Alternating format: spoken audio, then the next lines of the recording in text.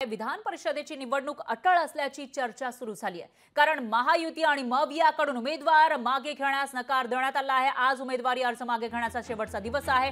पण मविया असेल किंवा महाविकास आघाडी यांच्यापैकी कोणाकडूनही तशा हालचाली होताना दिसत नाहीयेत। किंबहुना स्पष्टपणे सांगण्यात आलं आहे की आम्ही आमचा उमेदवार मागे घेणार नाही। त्यामुळे आता महाविकास आघाडी आणि महायुती या निवडणुकीसाठी सज्ज असल्याचं दिसतंय। तर दोन्ही बाजूकडून पुरेसं संख्याबळ असल्याचा दावा केला जातोय। महायुती विधान परिषदेचा एकही उमेदवार मागे घेणार नाही असं अजित पवारांनी सांगितलेलं होतं। तर आज उमेदवारी अर्ज मागे घेण्याचा शेवटचा दिवस आहे। पण मविया एकही उमेदवार मागे घेणार नाही असं वडेट्टीवार यांनीही सांगितलंय। आम्ही आमच्याकडे 3 लोक निवडून आमचे येऊ शकतात एवढं संख्याबळ आमच्याकडे आहे।